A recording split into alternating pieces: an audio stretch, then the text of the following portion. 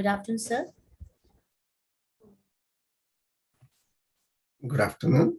This is Meenal Kale, sir, who will be conducting the session. Sure.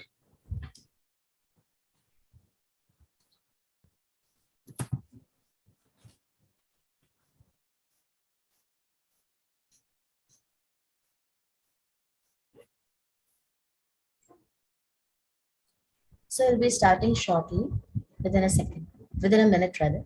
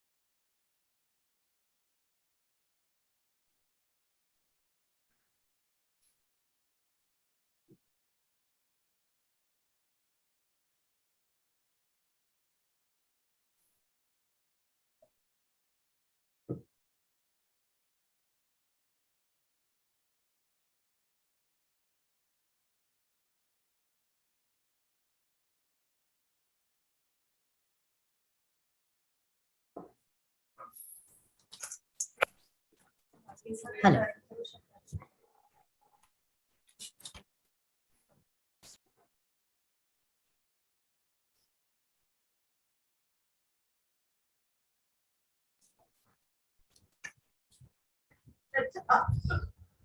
A very warm afternoon to all the dignitaries and the participants of the International Faculty Development Program titled 21st Century Recent Trends, Challenges and Future Roadmap for the Transition in the Technological Generation. I, Meenal Kale, welcome you all for the third session of today's FDP. Dear participant, for the said session, we are honored with the gracious presence of a notable stalwart of business school, Dr. Sanjay Kalabu. I, on behalf of the organization and organization committee, welcome sir for the said FDP. A very warm welcome, sir. Thank you. I'm privileged and honored to introduce an eminent stalwart like sir, who is a postgraduate from Mumbai University and a doctorate from Harvard University. Sir joined Indian School of Business as professor in 2005 from the Carnett School of Management, Purdue University. His teaching assistants were also associated with Harvard University, the University of Arizona, Hong Kong University of Science and Technology, University of California at Irvine, and the National University of Singapore. His research thrived and flourished in the domain of financial and management accounting, auditing, and risk management. With publication in topmost journals in accounting, his research papers are cited over 3,000 times as well in the regulatory policy document in India as well in UK. He is currently working on scientific inferences in accounting research beyond the use of p-values. He has procured many triumphant achievements in the odyssey of his career. Some of them are: he is the first person from the outside North America to be appointed as the editor of the Accounting Review from 2008 to 2011. Served as a reviewer for most of all the major accounting journals. Sir is also an editorial board for the Journal of Accounting and Public Policy and the Journal of Financial Reporting. He is on the board of IDBI Bank for Risk Management and Audit Committees. Earlier, he served Life Insurance Company of India for the audit and risk management. From 2018 to 2021, he was an International Council member for the American Accounting Association and also a member of CII. He has served as a deputy dean for almost a decade at ISB and has started PhD equivalent fellow program in management at ISB. He has successfully placed a student in the faculty position at London School of Economics, University of Queensland, at University of Western Australia, and at IIM Udaipur. We are glorified to have such a devoted, dedicated, and staunch stalwart for the present FDP. Today, Sir will be guiding us on building a world-class educational institution in India. I would now like to request Sir to illuminate us for the said topic. Over to you, Sir. Good afternoon to all of you. It's a privilege to come here and to be able to address this gathering. And this is a topic that is of great interest to me. What you see in the background here is the building of the Indian School of Business, ISB, where, as Meenal mentioned, I joined in 2006. Before that, as she said, I was a tenured professor at the Purdue University Krannert School of Management. Today I will tell you a little bit about how Indian School of Business, ISB, was started and what enabled it to reach the position that it is in. You might be aware that ISB is consistently ranked among the top business schools of the world in the Financial Times rankings. Business education in India is fairly old, meaning it started in the 1960s with IIM Ahmedabad and IIM Calcutta, which is earlier than even business schools were present in the UK and many countries of Europe. In the US, of course, business schools have been around for over 100 years now. So while India had these good business schools, the IIMs, they were at the national level, they were not at the international level. So it was the vision of Rajat Gupta, who was then Chief Executive Officer of McKinsey worldwide, to set up a international quality research-oriented business school in India. And as you know, in the Indian higher education overall, research is what is relatively lacking. The quality of our institutions in terms of the quality of students and etc. is world class. Our IITs, IIMs, our colleges are known all over the world for producing very good students, but they don't figure among the research institutions of the world. So it was Rajat Gupta's vision that the ISB shall be internationally competitive in every way, including research.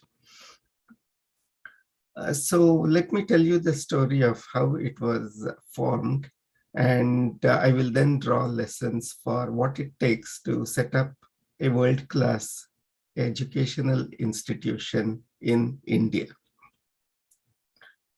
So Rajat Gupta himself studied at IIT Delhi, and several of the other people that were associated with him in starting this business school, starting ISB, were also from IIT Delhi. So first they went to IIT Delhi to see if they would be interested in setting up a world-class business school. And when they talked to the people there, they didn't find that enthusiasm. So they decided that it will not be part of any existing institution. It will have to be a completely new institution. So then they decided that they would start um, ISB as an independent institution. Now, first, they also, Rajat Gupta studied at the Harvard Business School. So he went to Harvard to ask them whether they would be interested in collaborating. And Harvard used to do that. In fact, IIM Ahmedabad was set up in the 1960s in collaboration with Harvard Business School. But at this time, and I mean, this was, they were doing all this in the late 1990s. Okay, by this time, Harvard had decided not to collaborate with any other institutions anymore. INSEAD also, a prominent business school that is in Fontainebleau in France, and now also in Singapore. That was also set up in the 1960s in collaboration with Harvard University. So Harvard had this history of collaborating, setting up business schools that have come up very well. But in the 1990s, they were not interested. So then Rajat went to Kellogg, which is Northwestern University. And the dean there was a very visionary person called Don Jacobs. He immediately agreed, and not only did he say, we will collaborate with you, he said, it is not in your interest to collaborate with any single institution. So I will help you get another collaborator. And he made the call to Wharton Business School at the University of Pennsylvania. And they also agreed, and therefore both Kellogg and Wharton became our founding partner schools. Then they had to set up an academic council. They got together a group of professors from Kellogg and Wharton, as well as from other places like Chicago. Raghuram Rajan was, for example, associated with the founding of the school, and he continued to be associated with us until 2004 or so, when he became chief economist of the IMF, and he didn't have time anymore. So they had a internationally renowned academic council consisting of these top people, not only from Kellogg and Wharton, but also from University of Chicago, Stanford University, etc. Then to set up an institution like this, and you can see the infrastructure in the background, it takes money. A group of people, group of industrialists from within India, as well as from Silicon Valley, agreed to contribute the money. So Indian industrialists like Adi Godrej, KV Kamath from ICICI Bank, Narayan Murthy, Infosys, Anil Ambani, etc., agreed to contribute the money as well as be part of the governing board of ISB. So they made a plan to build a building like this. Until then, Ratan Tata was also associated with the school. But when the plan came up to build a building like this, in those days, it was at a cost of 200 crores. He said we should not be spending money on infrastructure, rather we should be investing in people. And because of that difference, he no longer associated with ISB. However, in 2006, he came as our chief guest for the convocation. And by that time, by 2006, ISB had achieved some reputation. And he realized that in order to set up a world-class institution, you need world-class facilities as well. And he was gracious enough to admit that he was wrong and the rest of the group was right in wanting to set up, in wanting to build this kind of infrastructure, despite the cost. So, I mean, this was about the building, this was about world-class everything, but starting with world-class infrastructure. Next comes the question of location. They said the commercial capital of India is Mumbai. So they decided to set it up in Mumbai, and the talks had progressed quite a bit. However, at a late stage, the Maharashtra government put some restrictions. They said so many seats have to be reserved for people from Maharashtra, etc. And these founding members of ISB said, if you want to be internationally competitive, then you have to be international in your admissions as well. So they didn't want these restrictions. And therefore, as a negotiating ploy, they said, let's also look at alternative locations. By that time, Chandrababu Naidu in the then Andhra Pradesh, undivided Andhra Pradesh, was a very dynamic person. He had made a great deal of effort to attract world-class companies as well as world-class educational institutions into Hyderabad. And he found out that ISB was looking for locations.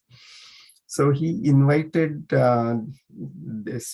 these founding members, that is Rajat Gupta and Anil Ambani, Narayan Murthy, etc., to come and meet him. So all these people sat in Anil Ambani's jet and landed in Hyderabad. He had them brought directly to his bungalow, his residence. There, he first garlanded each of these members. And then, this was morning, so he and his wife themselves served them dosas and a good breakfast. Mind you, not having helpers serve all these things, but they themselves served. After a good breakfast, he gave them a PowerPoint presentation, which is very common these days, but in the late 1990s, even I myself did not use PowerPoint presentations in my teaching. And for a politician to do that was unheard of. In fact, around then, he made such a PowerPoint presentation to Bill Gates as well. And as a result, there is a big Microsoft facility right next to ISB in Hyderabad. And Bill Gates said, you are the first politician I have seen who uses PowerPoint. So he made a PowerPoint presentation about why Hyderabad is the right location. And then he said, I have already identified land for you. Come, let me take you, show you the piece of land. And so he brought them all to the current ISB location. and showed them, this is the land that I have earmarked for you. It is where the Hyderabad Central University was already there. And then the Triple IT, International Institute of Information Technology, was also allotted a piece of land there. And he said, ask anything and you will have it. So ISB was looking for 100 acres of land. And they said, since he's being generous, let's ask for 200 instead of 100. And he finally gave them 250 acres of land. So our campus in Hyderabad is 250, actually 260 acres of land. So he brought them, showed them the land, and he said, I know you are going to look at other locations like Bangalore also. Whatever anyone else offers you, I will offer you that plus something more. And then, by that time, these people had a private jet, so they had set up meetings to go from Hyderabad to Bangalore to Chennai. And so they did go to Bangalore, but they were late because Chandrababu had taken all this time. And in Bangalore, because they were late, they got to meet only the chief secretary or something like that. So from there, they went to Chennai. In Chennai, again, they got to meet Jayalalitha. When they went to meet her, the chief secretary handed them garlands, not for them, but for them to garland Jayalalitha. So the contrast was very clear, and that's how the decision got made to set up ISB in Hyderabad. Chandrababu Naidu was completely true to his word. He assigned one special officer just to take care of all the needs of ISB as it comes, as it goes through its construction, etc. And once every month, he would personally inquire about whether everything is going smoothly or not, whether any permissions needed were being granted or not, and so on. And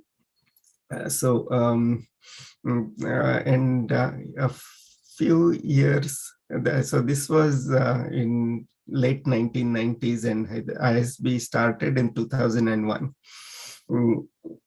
So by in 2006, I had gone to meet the SEBI chairman, and SEBI was looking to set up a school. It is called NISM, National Institute of Securities Markets.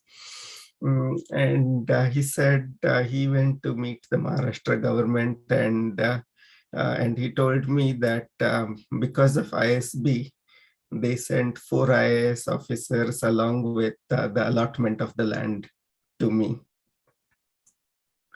So ISB had already had knock-on effects for other people also learning how to do things. So the next, this is about the location, the infrastructure I talked to you so far. The next question is what kind of program, curriculum, etc. Now, in India, even today, it is more common for MBA programs to be for students to go there directly after their bachelor's degree. But internationally, such programs are not even known as MBA programs. They are called Masters in Management, whereas an MBA program necessarily requires the school to admit students after they have had some years of experience, typically around 4 to 5 years of experience. Now, since ISB wanted to be internationally competitive, they said, of course, we also have to start a post-experience MBA program. Mm, But in India, it was not clear whether students would accept that, whether recruiters would accept that, etc. Now, because in India, it was not common for somebody who had gotten a job and started working to quit that job in order to do a full-time educational program. So they decided that it would be a 1-year program instead of a 2-year program, which is more common internationally, although there are examples of 1-year programs also, the most prominent being INSEAD. So they said, if, because people will be unlikely to take 2 years off from their work after they have already started and they are in their late 20s. So that's how the decision was made to set up a 1-year program. Then faculty is, of course, a big constraint. So they made a virtue of necessity. They said, we will have visiting faculty.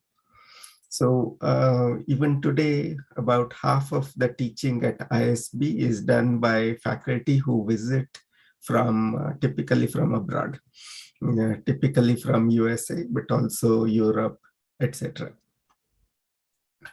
And in order to make it appropriate, to make it convenient for visiting faculty to come to teach, our terms are designed to be very compressed. It is 5 weeks of teaching plus 1 week of exam. And we have 8 such terms in a year. So our program goes for 48 weeks. And plus orientation and everything makes it 51 weeks. So it is a 1 year, 1 full year, not 1 academic year, 1 full year program. Then for international benchmarking, they said we will consider only GMAT scores. In India, as you know, CAT is very common, the common admission test of the IIMs. But that's not internationally benchmarked. So we require students to have a GMAT. Because Indian recruiters are not used to post experienced students, we have a fairly large placement office. Now, of course, all these are expensive. This infrastructure, then visiting faculty, having to fly them from abroad, then a large admission and placement office. All these require money. So in order to cover our costs, our fees are also higher.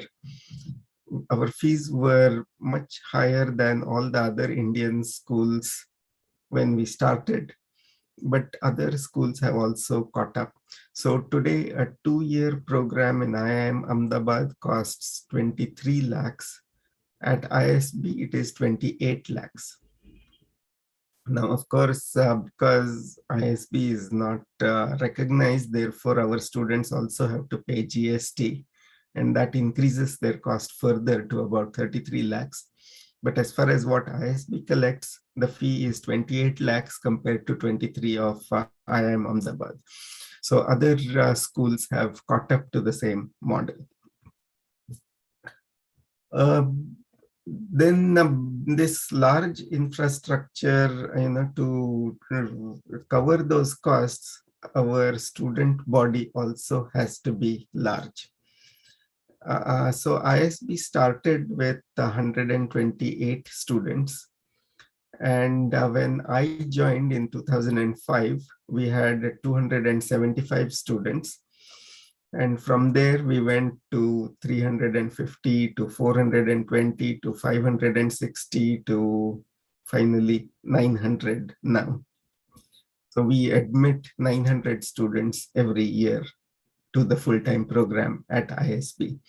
And this kind of ramp up of the student body size is quite unprecedented. And in the US, for example, all business schools have maintained a constant size for the last 40, 50 years that I know of. Uh, so then in 2007, for 2008, for the first time, we entered the Financial Times rankings. And in the very first year, we were ranked 20th in the whole world. We ourselves couldn't believe it. It was a sensational news. And when the news came out, the very next day, the chief minister had changed. YSR had become the chief minister of Andhra Pradesh. He cancelled all his appointments. He came to ISB in the evening, and there was a program, and all of us faculty members, he presented us with shawls and a trophy. So it was that unheard of, and therefore it became such a big news and such an occasion for celebration. So our ambition in this respect had already succeeded in 2008. So over the years after that, we have consistently maintained a fairly high rank. At one point, we were even ranked number 12, and now we are at 33. It is very, very difficult to maintain the rankings because the competition is international from all across the world, is very intense. So this was a big wake-up call for other Indian institutions. So firstly, all the IIM ABC also started post-experience one-year programs like us. They also entered the Financial Times rankings. And at times, they have even ranked higher than ISB. So IIMA has been ranked even number 11 in 1 year when ISB was number 12. And another year, IIM Bangalore was ranked higher than ISB. So, ISB has had this favorable effect, not just on the ISB students, but also on the other Indian business schools. Then IIM Ahmedabad, in fact, got the first international accreditation, EQUIS, even before ISB got any international accreditation. We got our AACSB ranking in 2011. That was our first international rank, the accreditation.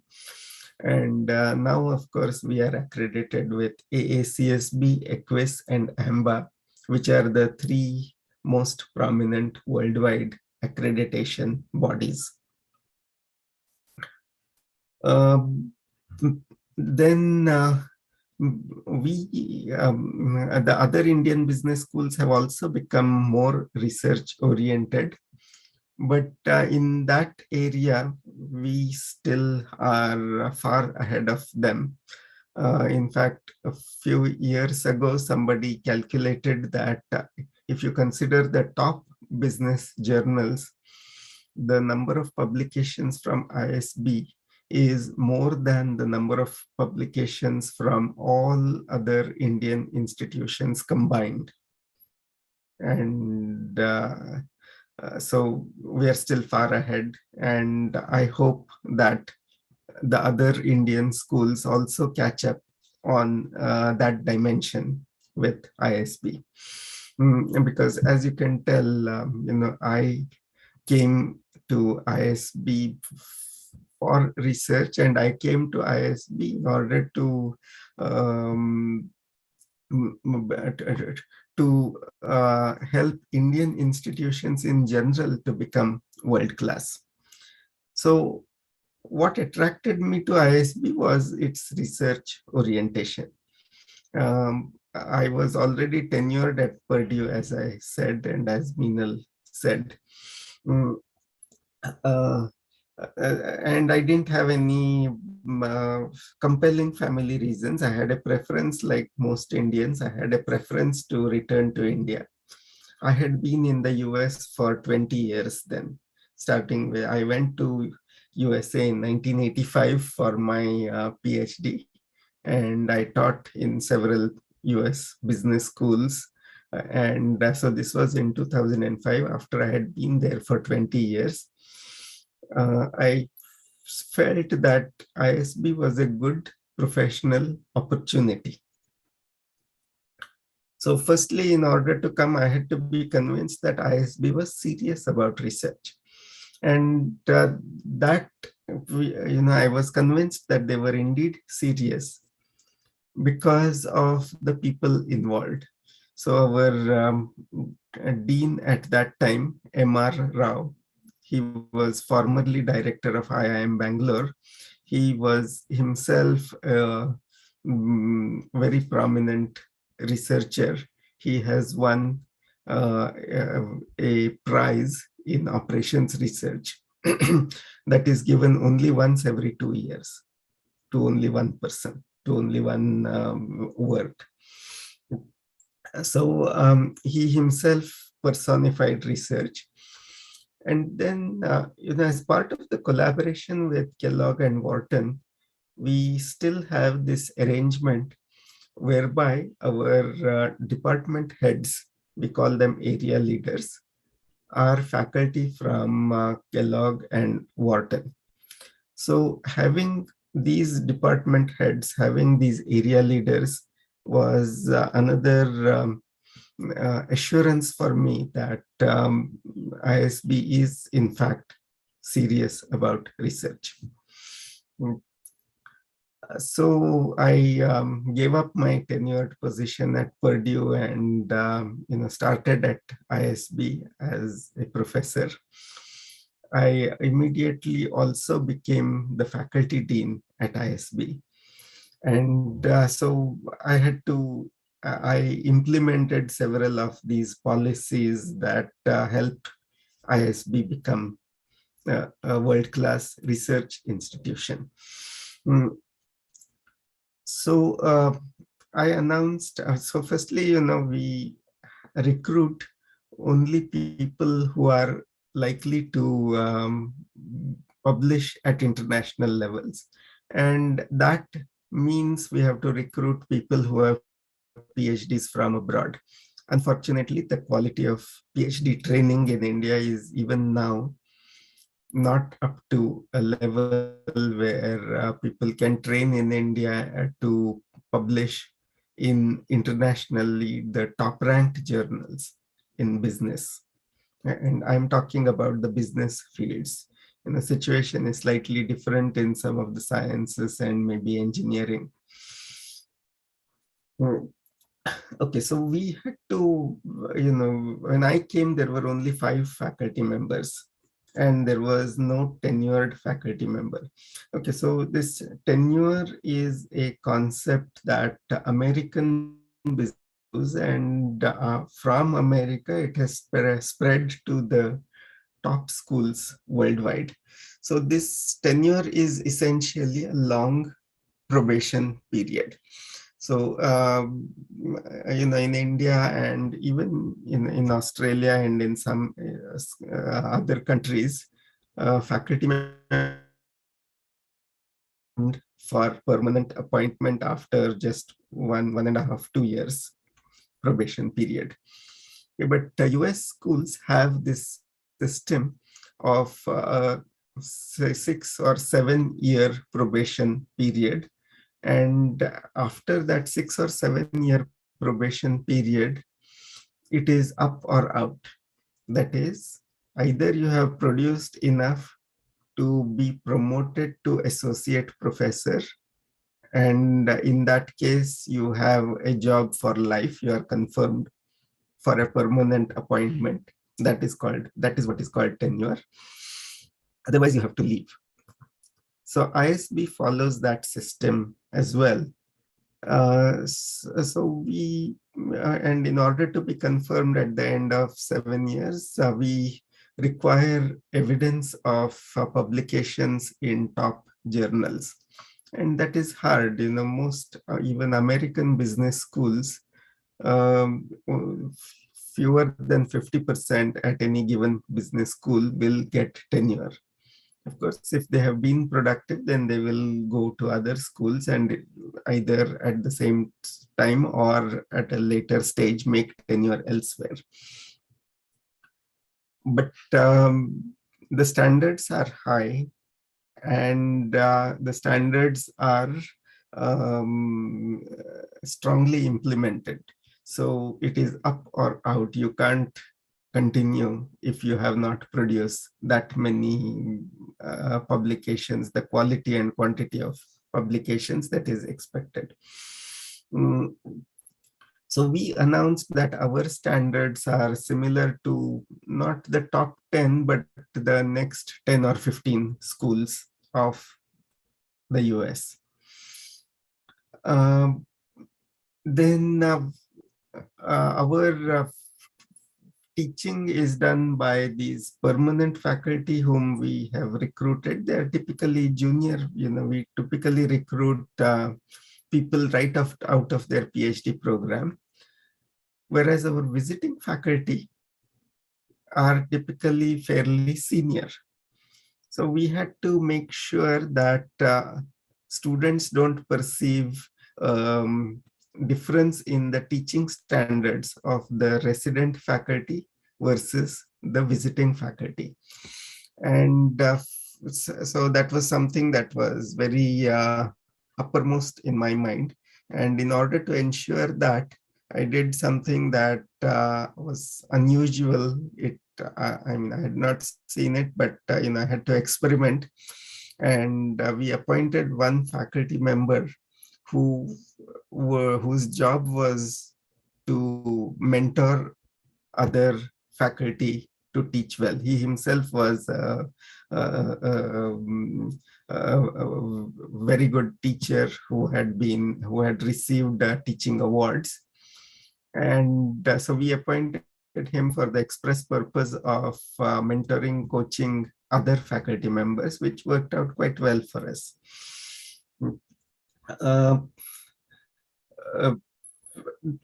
Then, we have this issue of if we publish if we want to publish in the top journals are American journals. So we have to work on topics that appeal to these American journals.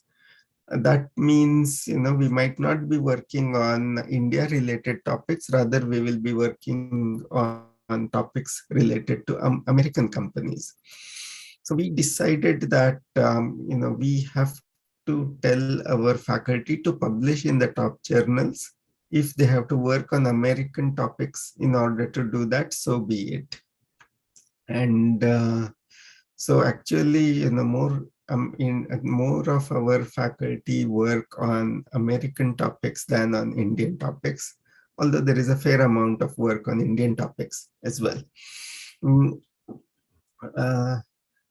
And so when I came, as I told you, there were only 5 other faculty, and I was the only senior faculty. In fact, I was the only full professor at ISB until 2013. So for 7-8 years, ISB did not have any other full professor except myself. So the junior faculty used to come and ask me, is it possible to sit in India and publish in the American journals? And I would say yes, and but the proof of the pudding is in the eating. And luckily, one faculty member became immediately productive and started publishing in these top journals. So after that, I didn't have any difficulty answering this question. Just look at him. If he can, why can't you? Mm, uh, Now, of course, to attract these people, we need to mm, pay. We can't pay international level salaries, but we do have to pay much higher salaries than other Indian institutions. And that is, part of the reason why our student tuitions are also high. So over a period of time, we instituted all these policies, and now we have 7, 8 full professors. We have 15 to 20 associate professors. So all this has worked out. We have all these people come in at junior levels and then meet these very, very high standards, and then make tenure themselves. Mm, uh, Another thing that we did was in 2011, I started the doctoral program at ISB. Now that again was, people said it is, um, you don't have very many senior people, because remember, in 2011, I was the only full professor at ISB among the permanent faculty. We do have visitors, but students need day-to-day contact with faculty. And so people said, you don't have the senior faculty that you need to mentor these PhD students. And to this day, we don't have government recognition in India. So we can't give a PhD, we have to give an FPM, Fellow Program in Management. So with all this, people said, your PhD program will be a drag on resources as well as on faculty time. And I thought to myself that I know how the PhD system works in US schools, having myself gotten a PhD there, as well as taught in the different business schools. So I realized that what PhD students need is sustained mentoring, which in many cases these top schools are not able to give because the faculty have other preoccupations. So I decided I would do that, and the first batch of students, we admitted only 3 students. One of them actually left and became a PhD student at London Business School. So there were only 2 students left. They had joined in a different area, but then they moved into accounting, which is my field. And I worked very hard with them. And my very first student got placed in a faculty position at the London School of Economics. And so her name is Sai Priya. So when I was speaking to a friend from another business school, and I said, Sai Priya is going to London School of Economics. So he thought she was going as a postdoc. So he said, oh, as a postdoc? I said, no, as a faculty member. And, even on the phone, I could see the, shocked reaction, the unexpectedness of that. And subsequently, we have placed I have placed my students at other top international schools in Australia, Europe, and in India as well. So then, PhD program is another thing that strengthens research, because if PhD students are around, then faculty become more productive, not only because PhD students assist the faculty, but also talking to them stimulates faculty members. Mm. So this is the story of ISB. So if I may draw some lessons from this about what it takes to create world-class educational institutions in India.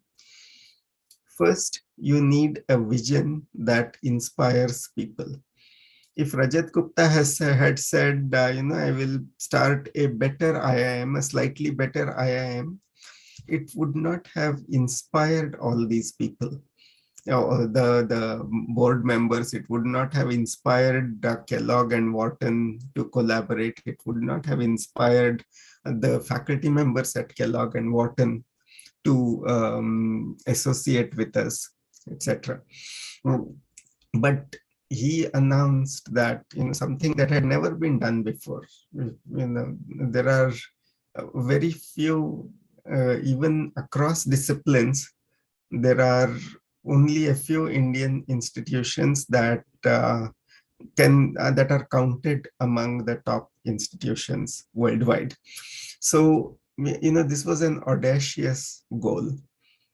This is the kind of goal that has the capacity to inspire people. So you first need a vision. Then you need a credible and capable people as founders and supporters. So there were, all the top industrialists were there as supporters financially and becoming governing board members. And top Indian top faculty abroad, typically of Indian origin, were there as academic council members, as area leaders, etc. So you need the credible and capable, competent people to lead. You need a team rather than an individual. So they made even in the governing board, they made a conscious decision that they will not take money from just one person, because then it becomes that person's institution. And subsequently, our founding dean, Pramad Sinha, has gone on to found other educational institutions like Ashoka University, following the same model, that there is a group of supporters, not a single supporter, not a single person who funds the institution. And similarly, there are different academicians. It is not just one person making all the academic decisions, but there are all these area leaders, which is a team rather than an individual. Then India is lucky to have a big brains trust. In my time, this used to be called a brain drain. A lot of people, getting trained in India for their bachelor's and master's degrees, and then going abroad and settling there. But this is a brain's trust rather than a brain drain. It is the presence of all these top people at all these different schools which enables ISB to be what it is, because that's where we drew our academic council from. That is where we drew our area leaders, and that is the pool from which we draw our visiting faculty. So all these people want to contribute to India. We should use their services. I remember, when I interviewed for ISB, our interview was held at, it was usually held at either Kellogg or Wharton. And this Dean Don Jacobs, who was the Dean of Kellogg, was there. And I asked him, what is in it for Kellogg? Why are you collaborating to set up a school in India? And he said, about 20% of my faculty are of Indian origin, Kellogg faculty. And I have never seen them more enthusiastic about a project. So this is my way of retaining them. So the ability of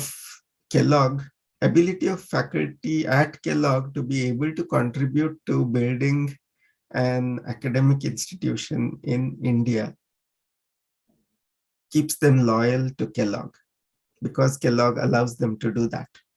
And that's that's the huge asset that India has. This diaspora. I'm talking particularly in the educational context. Indian origin people are and in top positions as deans, presidents, etc. for at many top universities of the world. So they can give the administrative support. Then the people of Indian origin who want to contribute help in other ways. So that's that's a very big reason for why ISB has been able to achieve what it has achieved.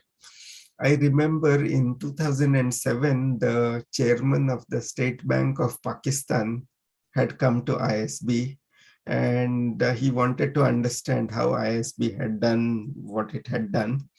So we explained all this to him, and he said, oh, now I understand. It will never work in Pakistan because there aren't so many people of Pakistani origin in top educational institutions worldwide. Also, another fact I will give you, when people say visiting faculty, the visiting faculty, particularly when they have to go abroad to teach, they go for 1 year, 2 years, then they get tired. But there are faculty members who have visited ISB from abroad every year for the last 20 years. So they keep coming to ISB, partly because they want to visit India for family reasons, etc. That this gives them an opportunity, but also because they want to contribute to India. So use that brain's trust. Then hire people of the right quality. You can't you can't take bad quality raw material and fashion it into a good product. So you have to pay them whatever it takes, but hire the good people, because first-rate people hire other first-rate people, second-rate people hire third-rate people. Then our messaging was entirely consistent. So there was no mixed message. We told our faculty that they would be evaluated on the basis of research. So, we hired the right quality faculty. We evaluate them every year, as well as we evaluate them at the end of their probation period based on research criteria. And we provide them the facilities, we provide them about 5 lakh rupees per year as research budget to go to conferences abroad, to go and work with other faculty members abroad, etc. So our resources that we provide them are consistent with what they need to produce research. So in all these ways, our messaging is 100% consistent. This is very important. So I have one student who a PhD student. She got job offers from IIM Ahmedabad and IIM Udaipur. And she took the offer from IIM Udaipur because she said the IIM Udaipur messaging is entirely consistent. It is about research. And whereas the IIM Ahmedabad has much better resources, but their messaging about research is not consistent. Their faculty do a lot of executive teaching, etc. also. Whereas at IIM Udaipur, the director, he has been the director there for 10 years. I know him well. He has created this consistent messaging. And finally, transparent international benchmarking. So our student quality is benchmarked internationally because of our GMAT. Our program quality is benchmarked internationally through our international accreditations and through our international rankings. Our research quality, research is measurable in terms of at least the quantity of publications, and the quality of journals is measurable. Our research is benchmarked internationally. So when we have all, when we subject ourselves to these international benchmarks, then it is difficult to hide. You can't pretend you are international. You can't, if you are really not international.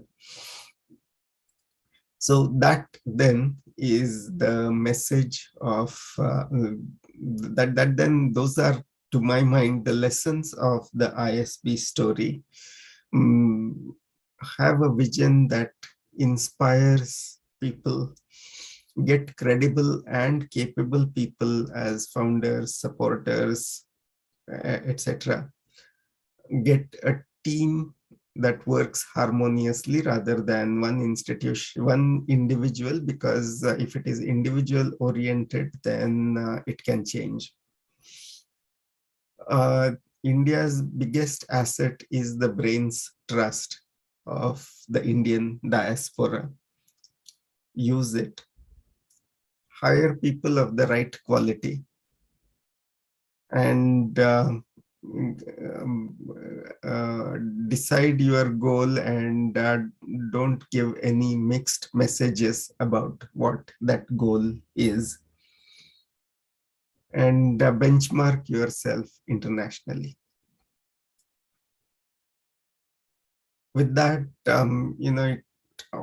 with all these difficulties, it was not clear to the founders that this model would succeed in India, but as the example of ISB shows,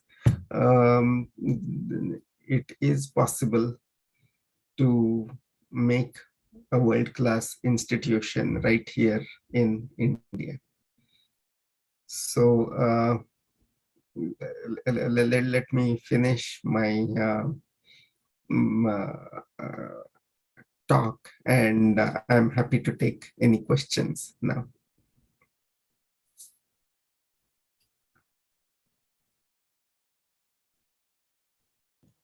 Thank you, sir, for illuminating us with such an amazing presentation.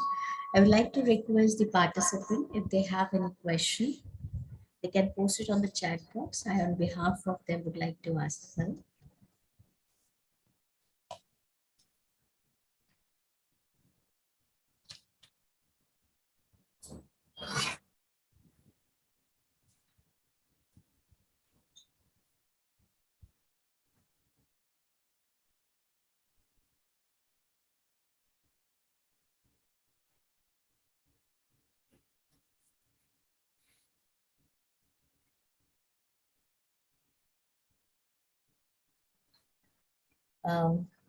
I think there are no questions. Thank you, sir.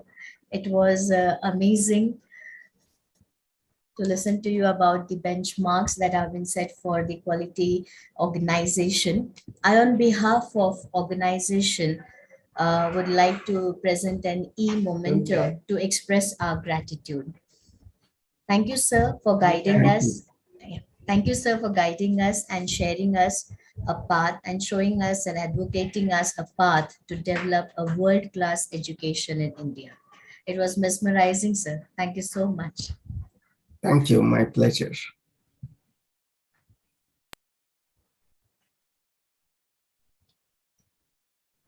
I would like to request all the participants that the feedback link is being posted in the chat box. Kindly fill it.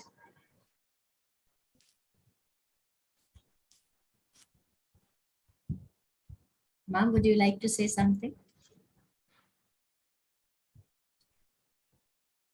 Really wonderful session, sir. Thank you so much.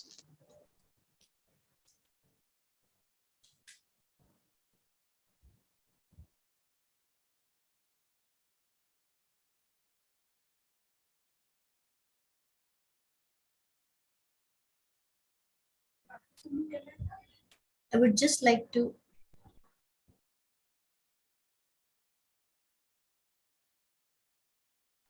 Sir, just a humble request. For a second, just turn on the camera. We just need a snap.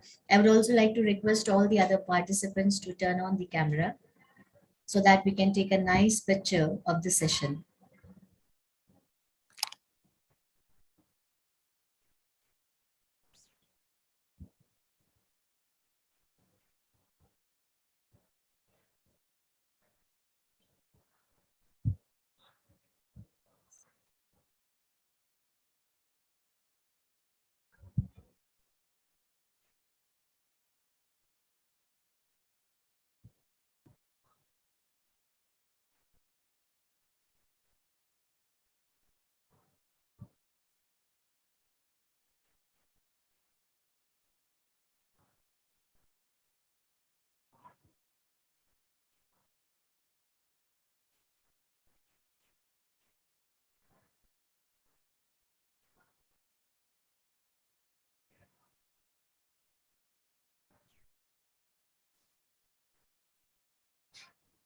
Thank you all participants.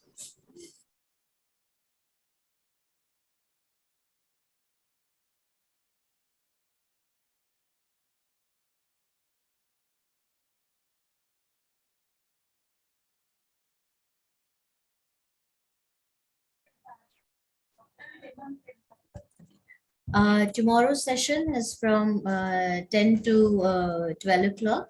And the speaker for tomorrow's session is Pendharkar sir. Thank you so much, all the participants, for your patience listening. Have a good day.